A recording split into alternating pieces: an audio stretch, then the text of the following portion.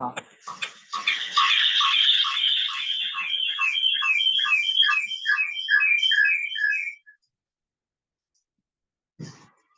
नारायणं निखिलपूर्णगुणैकदेहं निर्दोषमप्यतमप्यखिलैः स्वाक्यैः अस्योद्भवादिदमशेषविशेषितोऽपि वन्द्यं सदा प्रियतं नमसन्नमामि।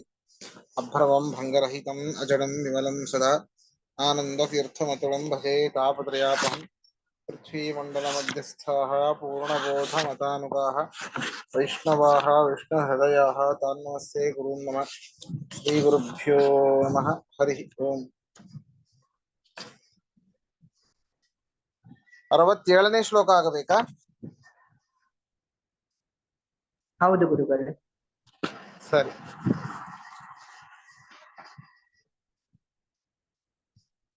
ಹಾ.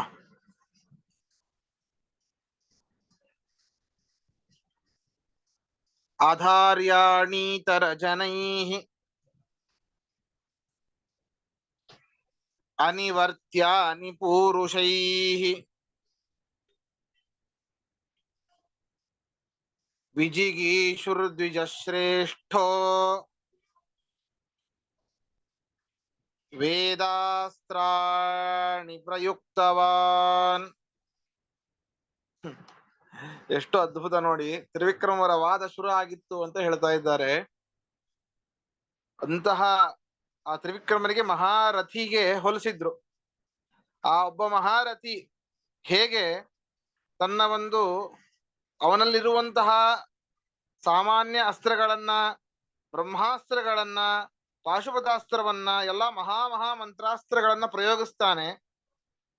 ಆದ್ರೆ ಅದಕ್ಕಿಂತ ಜಯ ಅಭಿಲಾಷೆ ಉಳ್ಳಂತಹ ಆ ಬ್ರಾಹ್ಮಣ ಶ್ರೇಷ್ಠರಾದ ತ್ರಿವಿಕ್ರಮ ಪಂಡಿತರು ಏನ್ ಮಾಡ್ತಾರೆ ಅಂತಂದ್ರೆ, ತ್ರಿವರ್ಣೇತರರು ಕೇಳಲು ಯೋಗ್ಯವಲ್ಲದ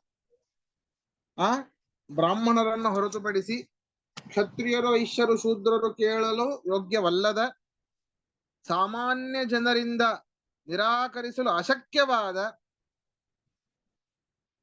ವಿಚಾರ ಮಾಡಿ, ಈ ಮಹಾ ಅಸ್ತ್ರಗಳು ಅಂತಂದಾಗ ಈ ಅಸ್ತ್ರಗಳು ಅಂದ್ರೆ ಅದು ಮಂತ್ರಬಲದಿಂದ ಸಿದ್ಧವಾಗಿರ್ತದೆ. ಆ ಮಂತ್ರಬಲ ಬ್ರಾಹ್ಮಣರಿಗೆ ಬೇಕು.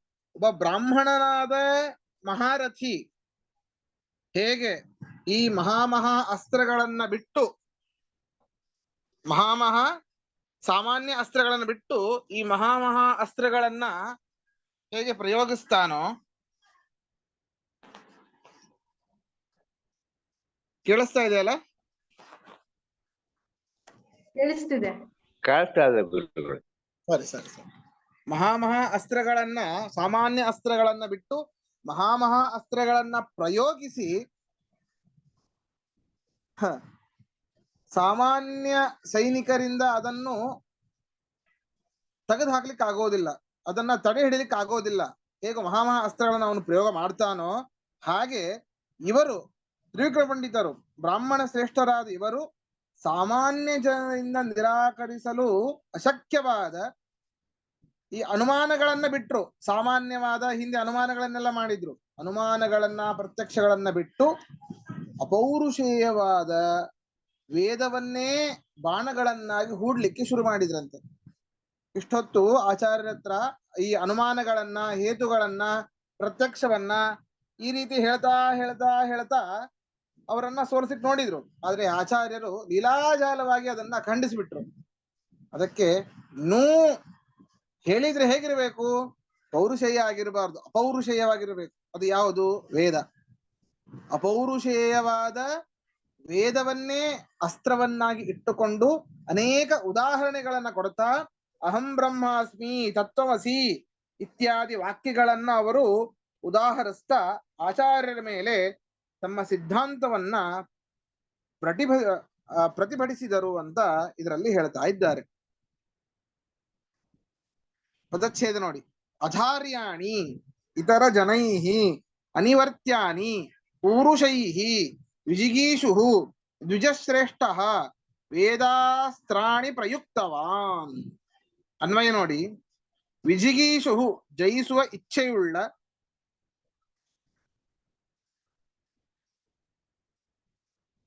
ವಿಜಿಗೀಷು ಜಯಿಸುವ ಇಚ್ಛೆಯುಳ್ಳ,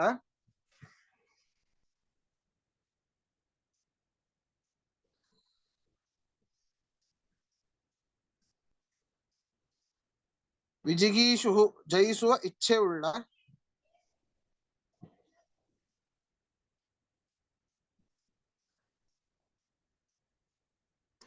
ದ್ವಿಜಶ್ರೇಷ್ಠ ದ್ವಿಜಶ್ರೇಷ್ಠ ಬ್ರಾಹ್ಮಣೋತ್ತಮರಾದ ತ್ರಿವಿಕ್ರಮ ಪಂಡಿತರು,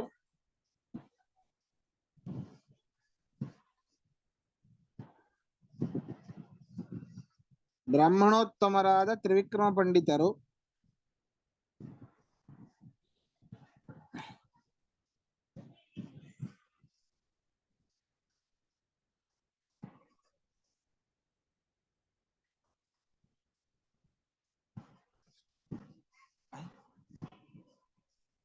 ಬ್ರಾಹ್ಮಣೋತ್ತಮರಾದ ತ್ರಿವಿಕ್ರಮ ಪಂಡಿತರು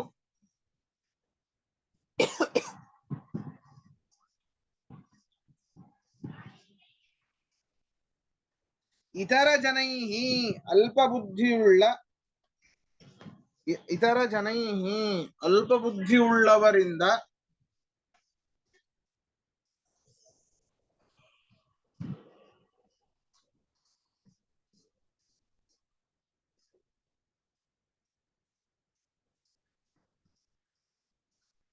ಇತರ ಜನೈಹಿ ಅಲ್ಪಬುದ್ಧಿಯುಳ್ಳವರಿಂದ ಅಧಾರ್ಯಾಣಿ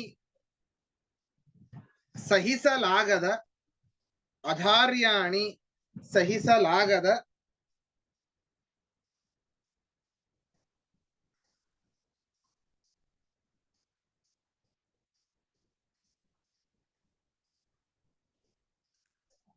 ಅಧಾರ್ಯಾಣಿ ಸಹಿಸಲಾಗದ ಪೂರುಷೈಹಿ ಸಾಮಾನ್ಯ ಜನರಿಂದ ಪೂರುಷೈಹಿ ಸಾಮಾನ್ಯ ಜನರಿಂದ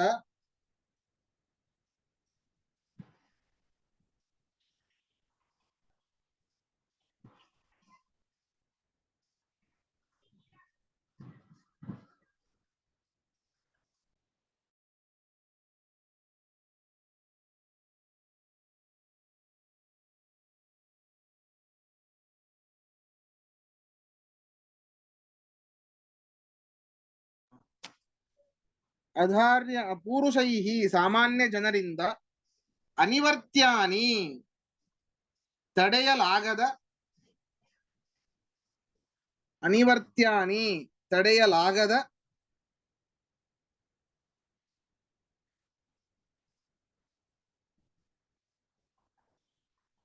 ವೇದಾಸ್ತ್ರಾಣಿ ವೇದವಾಕ್ಯಗಳೆಂಬ ಅಸ್ತ್ರಗಳನ್ನು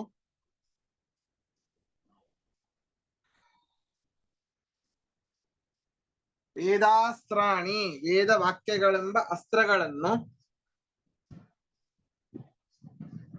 ಪ್ರಯುಕ್ತವಾನ್ ಪ್ರಯೋಗಿಸಿದರು ಪ್ರಯುಕ್ತವಾನ್ ಪ್ರಯೋಗಿಸಿದರು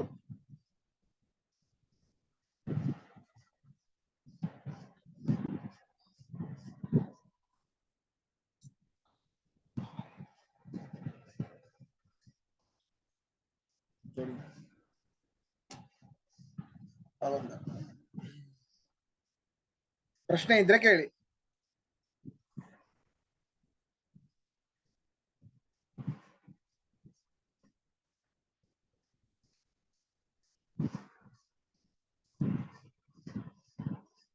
ಪ್ರಶ್ನೆ ಇದೆನಾ?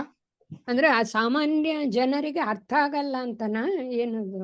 ಅಂದ್ರೆ ಸಾಮಾನ್ಯ ಜನರಿಂದ ಅದನ್ನ ತಡೆ ಹಾಕ್ಲಿಕ್ಕೆ ಆಗೋದಿಲ್ಲ, ಸರಿನಾ? ಅವ್ರು ಹೇಳುವಂತಹ ವೇದಕ್ಕೆ ಇನ್ನೊಂದು ಅರ್ಥವನ್ನ ಹೇಳಿಕ್ ಆಗೋದಿಲ್ಲ ಅಂತ. ಅರ್ಥ ಆಯ್ತು.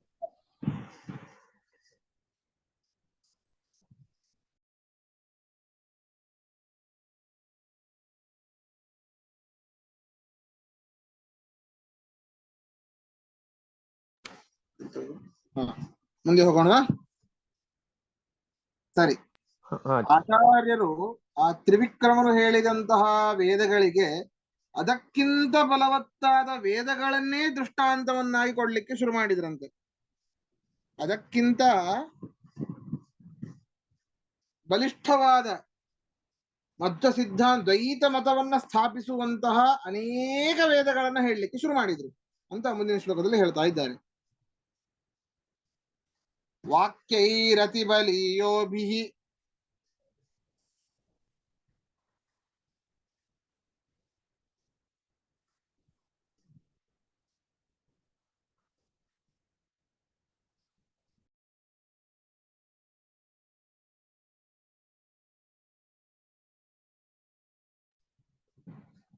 ಪ್ರತ್ಯಸ್ತ್ರೈರಿವ ವೇದಿಕೈಃ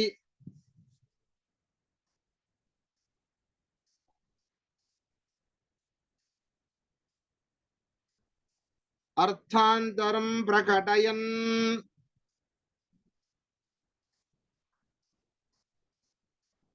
ತಾನ್ಯಸೌ ಸನ್ಯವರ್ತಯತ್.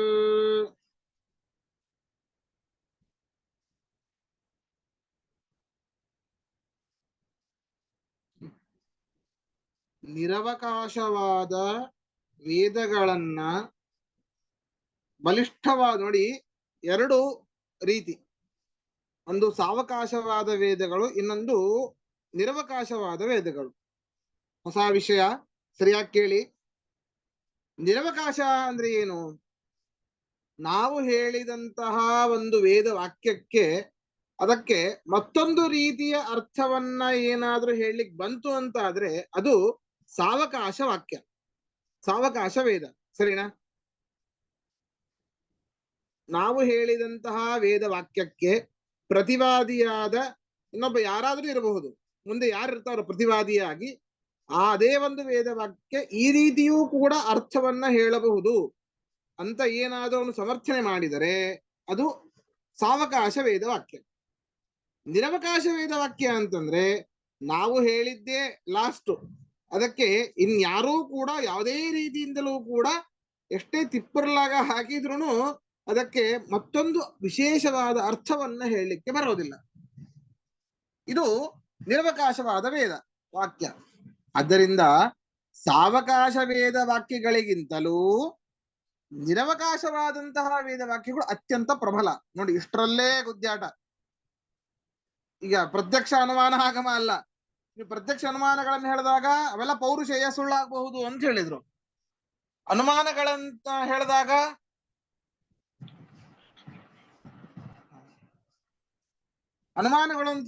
ಅದು ಪೌರುಷೇಯ ಅಂತ.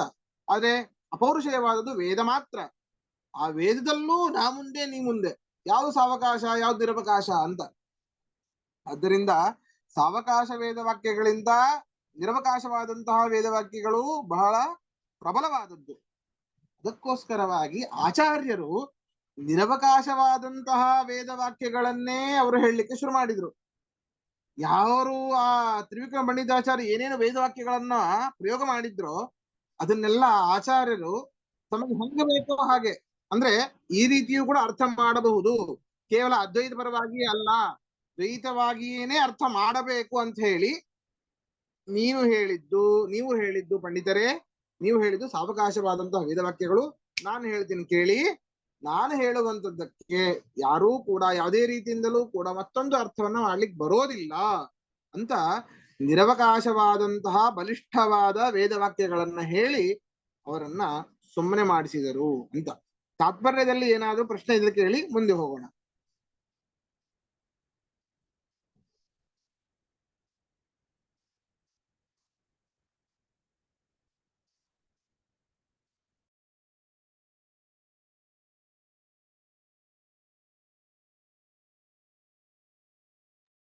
ಪ್ರಶ್ನೆ ಇದೆನಾ?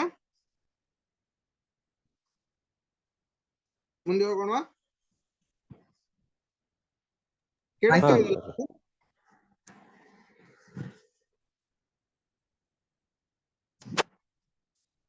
ಅಲ್ಲ, ಕೇಳಿಸ್ತಾ ಇದೆಯಲ್ಲ ಹೇಳೋದು? ಕೇಳಿಸ್ತಾ ಇದೆ ಆಚಾರ್ಯ, ಮುಂದೆ ಹೋಗೋಣ. ಕೇಳಿಸ್ತಾ ಇದೆ ಆಚಾರ್ಯ. ನೀವು ಕೇಳಿದಾಗ ನಾವು ಮೌನವಾಗಿದ್ರೆ ಮೌನಂ ಸಮ್ಮತಿ ಲಕ್ಷಣಂ ಅನ್ನೋ ತರ. ಸರಿ ಸರಿ, ಮುಂದೆ ಹೋಗೋಣ. ಪದಚ್ಛೇದ ನೋಡಿ.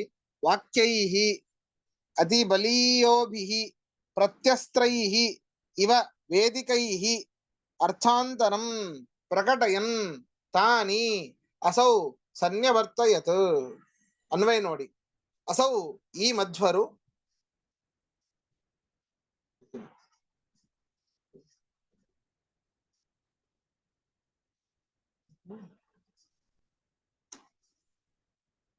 ಅಸೌ ಈ ಮಧ್ವರು ತಾನಿ ವೇದವಾಕ್ಯಗಳನ್ನು ತ್ರಿವಿಕ್ರಮರು ಪ್ರಯೋಗಿಸಿದ ವೇದವಾಕ್ಯಗಳನ್ನು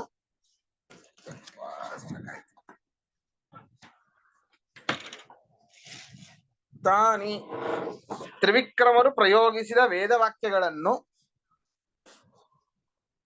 ಅತಿ ಬಲೀಯೋಭಿಹಿ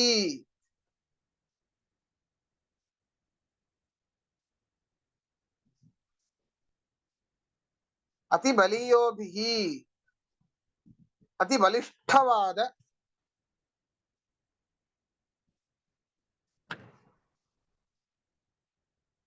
ಅತಿ ಬಲಿಷ್ಠವಾದ ಪ್ರತ್ಯಸ್ತ್ರೈಹಿ ಇವ ಪ್ರತ್ಯಸ್ತ್ರೈಹಿ ಇವ ಪ್ರತಿಯಾದ ಅಸ್ತ್ರಗಳಂತೆ ಪ್ರತಿಯಾದ ಅಸ್ತ್ರಗಳಿಂದ ಎಂಬಂತೆ ಪ್ರತಿಯಾದ ಅಸ್ತ್ರಗಳಿಂದ ಎಂಬಂತೆ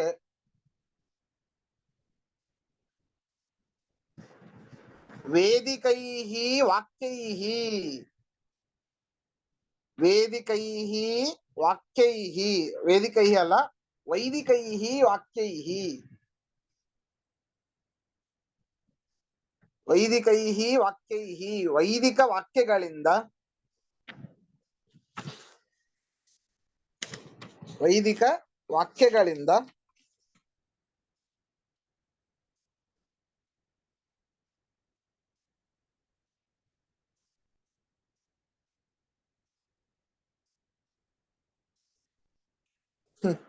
ವಾಕ್ಯಗಳಿಂದ ಅರ್ಥಾಂತರಂ ಬೇರೆ ಅರ್ಥವನ್ನು ಅರ್ಥಾಂತರಂ ಬೇರೆ ಅರ್ಥವನ್ನು ಪ್ರಕಟಯನ್ ಸ್ಫುಟಗೊಳಿಸುತ್ತಾ ಅರ್ಥಾಂತರಂ ಬೇರೆ ಅರ್ಥವನ್ನು ಪ್ರಕಟಯನ್ ಸ್ಫುಟಗೊಳಿಸುತ್ತಾ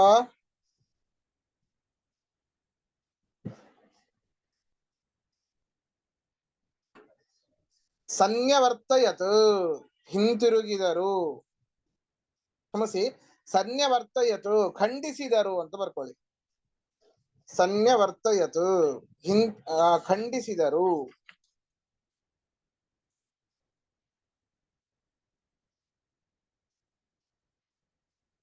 ಪ್ರಶ್ನೆ ಇದ್ರೆ ಕೇಳಿ ಆಚಾರ್ಯ ಇಲ್ಲಿ ನೀವು ನಿರವಕಾಶವಾದ ಅಂತ ಹೇಳಿದ್ರಿ ಅವಕಾಶವಾದ ನಿರವಕಾಶವಾದ ಅಂತ ಹೌದು ನಿರವಕಾಶವಾದದ್ದು ಏನು ಅರ್ಥ ಇದು ಬರ್ಲಿಲ್ವಲ್ಲ ಪ್ರಯೋಗ ಬರ್ಲಿಲ್ಲ ನಿರವಕಾಶವಾದ ಅರ್ಥ ಆ ತರ ಅದೇ ಏನು ನೋಡಿ ಬರ್ಲಿಲ್ವಲ್ಲ ಅದೇ ಅತಿ ಬಲಿಯೋಭಿಹಿ ಪ್ರತ್ಯಸ್ತ್ರೈಹಿ ಅಂತ ಬಂತು ಹೋ ಹೋ ಸರಿ ಆಚಾರ್ಯ ಸರಿ ಸರಿ ಅತಿ ಬಲಯುಕ್ತವಾದ ಬಲಿಷ್ಠವಾದದ್ದು ಯಾವ್ದು ಅದ್ರಲ್ಲಿ ಪಾಯಿಂಟ್ ಔಟ್ ಮಾಡಿಲ್ಲ ಅಲ್ಲಿ ಸರಿನಾ ಹೌದು ಹೌದು ಹೌದು ಹೌದು ಈ ಸಾವಕಾಶ ನಿರವಕಾಶಗಳಲ್ಲಿ ನಿರವಕಾಶವು ಪ್ರಬಲ ಹೌದು ಅದೇ ಬಲಿಷ್ಠವಾದದ್ದು ಅಂತ ಅದನ್ನ ಸ್ವಲ್ಪ ಹೌದು ಬಿಡಿಸಿ ಹೌದು ಹೌದು ಹೌದು ಹೌದು ಹೌದು ಅಂದ್ರೆ ಅದು ವೇದಗಳಲ್ಲಿ ಇದ್ದಿದ್ದೇ ಅಂತ.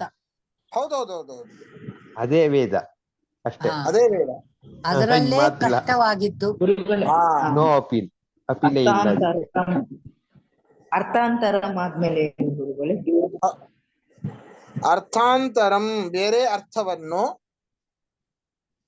ಪ್ರಕಟ ಅರ್ಥಾಂತರಂ ಆದ್ಮೇಲೆ ಅದನ್ನೇ ಹೇಳ್ತಾ ಇದ್ದೀನಮ್ಮ. ಅರ್ಥಾಂತರಂ ಬೇರೆ ವೈದಿಕ ವಾಕ್ಯಗಳಿಂದ ಬೇರೆ ಬೇರೆ ಅರ್ಥವನ್ನು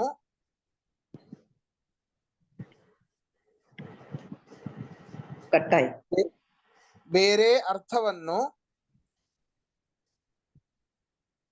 ಕೇಳಿಸ್ತಾ ಇದೆನಾ? ಕಟ್ಟಾಯ್ತು ಗುರುಗಳೇ. ಎಲ್ಲರಿಗೂ ಕಟ್ಟಾಗ್ತಾ ಇದೆನಾ? ಇಲ್ಲ ಇಲ್ಲ ಇಲ್ಲ ಇಲ್ಲ ಕಟ್ಟಾಯ್ತು. ಅರ್ಥಾಂತರಂ ಆದ್ಮೇಲೆ ಅರ್ಥಾಂತರಂ ಬೇರೆ ಅರ್ಥವನ್ನು ಅರ್ಥಾಂತರಂ ಆದ್ಮೇಲೆ ಬೇರೆ ಅಂತ ಹೇಳಿದ್ರಿ, ಮತ್ತೆ ಕೇಳಿಸ್ತು. ಅದೇ ಅದೇ ಅಮ್ಮ. ಅರ್ಥಾಂತರಂ ಬೇರೆ ಅರ್ಥವನ್ನು ಕೇಳಿಸ್ತಾ ಇದ್ದೇನೆ ಈಗ ರುಕ್ಮಿಣಿ ಅವರೇ? ಅದೊಂದೇ ಸಾಕ ಮುಂದೆ ಹೌದೌದು ಕೇಳಿಸ್ತು. ಸರಿ, ಮುಂದೆ ನೋಡಿ. ಕೊನೆಗೆ ಆಚಾರ್ಯರೇ ಗೆದ್ದರು, ತ್ರಿವಿಕ್ರಮ ಪಂಡಿತರು ಸೋತರು ಅಂತ ಈ ಶ್ಲೋಕದಲ್ಲಿ ಹೇಳ್ತಾ ಇದ್ದಾರೆ. ಸಪ್ತಾಷ್ಟಾನಿ ದಿನಾನ್ಯೇವಂ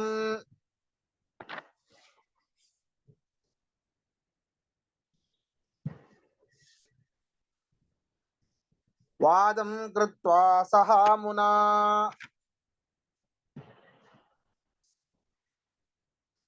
ನಿರುತ್ತರಂ ತಂ ನಿಶ್ಚೋದ್ಯಂ ಚಕ್ರೇ ಚಕ್ರಾಯುಧ ಪ್ರಿಯ.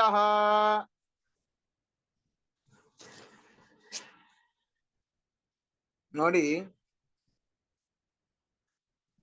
ಎಷ್ಟು ವಿಶೇಷ ನೋಡಿ. ಯಾರಾದ್ರೂ ತನ್ನ ತಂದೆ ಇನ್ನೊಬ್ರ ಹತ್ರ ಸೋತರು ಅಂತ ಬರ್ಕೊಳ್ತಾರ? ನಾರಾಯಣ ಪಂಡಿತಾಚಾರ್ಯ ಬರ್ಕೊಳ್ತಾ ಇದ್ದಾರೆ, ನಮ್ಮಪ್ಪ ಸೋತ್ರು ಅಂತ. ಎಂತ ಮಗ ಅಂತಲ್ಲ, ಮಧ್ವಾಚಾರ್ಯರ ಹತ್ರ ಸೋತ್ರು ಅಂತ ಅದು ದೊಡ್ಡ ಹೆಮ್ಮೆ. ಸುಮ್ನೆ ಯಾರತ್ರನೋ ಸೋತಿದ್ದಲ್ಲ, ಮಧ್ವಾಚಾರ್ಯರ ಹತ್ತಿರ ಒಬ್ಬನೇ ಒಬ್ಬ ಪಂಡಿತ 15 ದಿನಗಳ ಕಾಲ ವಾದ ಮಾಡಿ ಸೋತಂತಹ ಏಕೈಕ ಪಂಡಿತ ಅಂದ್ರೆ ಅದು ತ್ರಿವಿಕ್ರಮ ಪಂಡಿತಾಚಾರ್ಯರು. ಯಾರೂ ಕೂಡ ಒಂದು ರಾತ್ರಿಯೂ ಕೂಡ ಅವರ ಹತ್ರ ಸರಿಯಾಗಿ ಇದ್ದು ಒಂದು ರಾತ್ರಿ ಸಂಪೂರ್ಣ ಕಳೆದಿಲ್ಲ. ಅಷ್ಟರಲ್ಲೇನೆ ಪಲಾಯನ ಮಾಡ್ಬಿಡ್ತಿದ್ರು, ಆಗೋದಿಲ್ಲಪ್ಪ ಇವನ ಹತ್ರ ಅಂತ. ಅಂದ್ರೆ 15 ದಿನಗಳ ಕಾಲ ಇವರು ನಿರವಕಾಶವಾದ ವೇದ ವಾಕ್ಯಗಳಿಂದ ಪ್ರತಿಘಾತ ಮಾಡ್ತಾ ಇದ್ರು ಅವರು ಇನ್ನೂ ವೇದ ವಾಕ್ಯಗಳನ್ನ ಹುಡುಕ್ತಾ ಇದ್ರು ಅವರು. ಅಂದ್ರೆ ಅವರ ಪಾಂಡಿತ್ಯ ಎಷ್ಟು! ಆಚಾರ್ಯರು ಸರ್ವಜ್ಞರು, ಅದರ ಬಗ್ಗೆ ಮಾತಾಡಂಗಿಲ್ಲ, ಎಕ್ಸ್ಟ್ರೀಮ್. ತ್ರಿವಿಕ್ರಮ ಪಂಡಿತಾಚಾರ್ಯರ ಪಾಂಡಿತ್ಯ ಹೇಗಿತ್ತು ಅದನ್ನು ವಿಚಾರ ಮಾಡಬೇಕು. ಕೇವಲ ಸಪ್ತಾಷ್ಟಾನಿ ದಿನಾನ್ಯೇವ, ಸಪ್ತ ಅಷ್ಟ 7 + 8 ಎಷ್ಟು? 15 ಆಯ್ತಲ್ಲ. 15. 7 8 ಕೇವಲ 15 7 + ಮಾತ್ರ. 8 ಕೇವಲ ಅಲ್ಲ, 15 ದಿನಗಳು ಮಧ್ವಾಚಾರ್ಯರ ಹತ್ತಿರ. ಅದನ್ನ ಊಹೆನು ಮಾಡ್ಕೊಳಿಕ್ ಆಗೋದಿಲ್ಲ. ವಾದದಲ್ಲಿ ಅದು ಅದ್ವೈತಿಗಳು, ಬೇರೆ ಯಾರಾದ್ರೂ ಆಗಿದ್ರೆ ಬೇಗ ಖಂಡಿಸ್ಬಿಡ್ಬಹುದು, ಆದ್ರೆ ಅದ್ವೈತಿಗಳು ನಮಗೆ ಪರಮ ವಿರುದ್ಧವಾದ ಮತ. ನಮಗೆ ಎಂತಹ ವ್ಯಾಸರಾಜರ ಹತ್ತಿರ, ವಿಜಯೇಂದ್ರ ಹತ್ತಿರನೇ ಕೊಡ್ಲಿಕ್ಕೆ ಆಗೋದಿಲ್ಲ ಅಂತ ನಾವೆಲ್ಲ ಕೇಳಿರ್ತೀವಿ. ದ್ವೈತ ಮತ ಸ್ಥಾಪಕರಾದ ವಾಯುದೇವರ ಅವತಾರರಾದ ಮಧ್ವರ ಹತ್ತಿರ 15 ದಿನಗಳ ಕಾಲ ಅದ್ವೈತದ ಬಗ್ಗೆ ವಾದ. ಈ ಚಕ್ರಧಾರಿಯಾದ ಶ್ರೀಹರಿಗೆ ಅತ್ಯಂತ ಪ್ರಿಯರಾದ ಮಧ್ವಾಚಾರ್ಯರ ಒಟ್ಟಿಗೆ 15 ದಿನಗಳ ಕಾಲ ವಾದವನ್ನ ಮಾಡಿ ನಿರುತ್ತರರಾಗಿ, ಯಾವ ಅಪೇಕ್ಷೆ ಇಲ್ಲದೇನೆ, ಅಂದ್ರೆ ಯಾವ ಪ್ರಶ್ನೆಗಳೂ ಇಲ್ಲದೇನೆ, ಯಾವ ವಿಷಯವೂ ಕೂಡ ಈ ರೀತಿ ಇದೆ, ಇದಕ್ಕೆ ನೀವೇನ್ ಹೇಳ್ತೀರಿ ಅಂತ ಕೇಳಲಿಕ್ಕೆ ಯಾವ ವಿಷಯವೂ ಕೂಡ ಉಳಿದಿಲ್ಲ, ಎಲ್ಲವನ್ನೂ ಕೂಡ ಹೇಳಿ ಆಚಾರ್ಯರಿಂದ ಖಂಡಿತರಾಗಿದ್ದಾರೆ ತ್ರಿವಿಕ್ರಮ ಪಂಡಿತರು, ಅಂದ್ರೆ ಸೋತು ಹೋಗಿದ್ದಾರೆ ಅಂತ ಈ ಶ್ಲೋಕದಲ್ಲಿ ಹೇಳ್ತಾ ಇದ್ದಾರೆ. ಪದಚ್ಛೇದ ನೋಡಿ. ಸಪ್ತಾಷ್ಟಾನಿ ದಿನಾನಿ ಏವಂ ವಾದಂ ಕೃತ್ವಾ ಸಹ ಅಮುನಾ ನಿರುತ್ತರಂ ತಂ ನಿಶ್ಚೋದ್ಯಂ ಚಕ್ರೇ ಚಕ್ರಾಯುಧ ಪ್ರಿಯ. ಅರ್ಥ ನೋಡಿ. ಚಕ್ರಾಯುಧ ಪ್ರಿಯ, ಚಕ್ರಾಯುಧ ಪ್ರಿಯ, ಶ್ರೀಮನ್ನಾರಾಯಣ ಚಕ್ರಧಾರಿಯಾದ ನಾರಾಯಣನಿಗೆ ಪ್ರಿಯರಾದ ಮಧ್ವರು,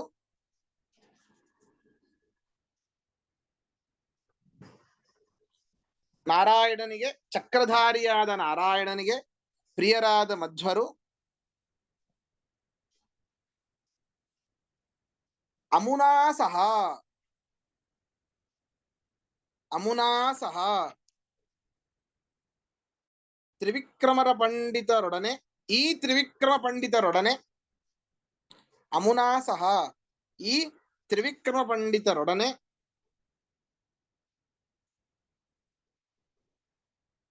ಈ ತ್ರಿವಿಕ್ರಮ ಪಂಡಿತರೊಡನೆ, ಏವಂ ಈ ರೀತಿ, ಏವಂ ಈ ರೀತಿ, ಸಪ್ತಾಷ್ಟಾನಿ ದಿನಾನಿ, ಸಪ್ತಾಷ್ಟಾನಿ ದಿನಾನಿ 15 ದಿವಸಗಳ ಕಾಲ, ಸಪ್ತಾಷ್ಟಾನಿ ದಿನಾನಿ 15 ದಿವಸಗಳ ಕಾಲ, ವಾದಂ ಕೃತ್ವಾ, ವಾದಂ ಕೃತ್ವಾ ವಾದವನ್ನು ಮಾಡಿ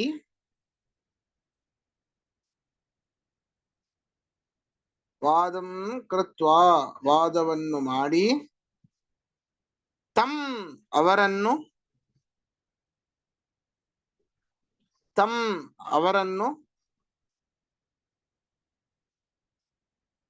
ಬ್ರಾಕೆಟ್ ಅಲ್ಲಿ ಬರ್ಕೊಳ್ಳಿ, ತ್ರಿವಿಕ್ರಮ ಪಂಡಿತರನ್ನು ಅಂತ. ಮತ್ತೆ ಕನ್ಫ್ಯೂಸ್ ಆಗಿರಿ ಎಲ್ಲಾದ್ರು.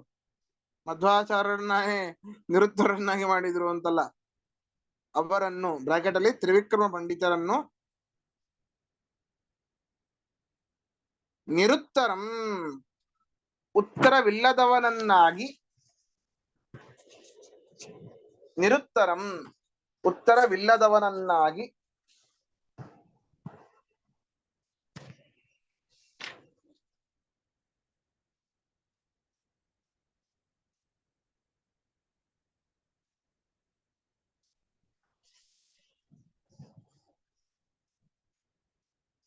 ನಿಶ್ಚೋದ್ಯಂ ಪ್ರಶ್ನೆ ಇಲ್ಲದವನನ್ನಾಗಿಯೂ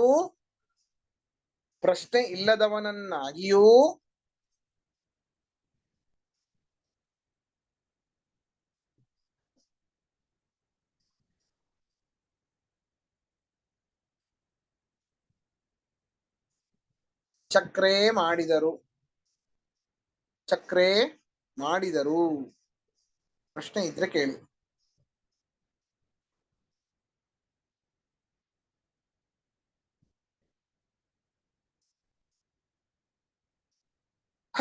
ಸರಿ, ಹಾಗಾದ್ರೆ ಇವತ್ತಿನ ಪಾಠ ಇಲ್ಲ. ಕ್ರಿಯಾಪದ ಅನ್ನೋದೇ ಗೊತ್ತಾಗ್ಲಿಲ್ಲ. ನೀವ್ ಹೇಳೋದ್ ಚಕ್ರೆ ಅನ್ನೋದು ಕ್ರಿಯಾಪದ ಅನ್ನೋದು ಗೊತ್ತಾಗ್ಲಿಲ್ಲ, ನೀವ್ ಹೇಳಿದ ಮೇಲೆ ಗೊತ್ತಾಗಿದ್ದು. ಹೌದಾ?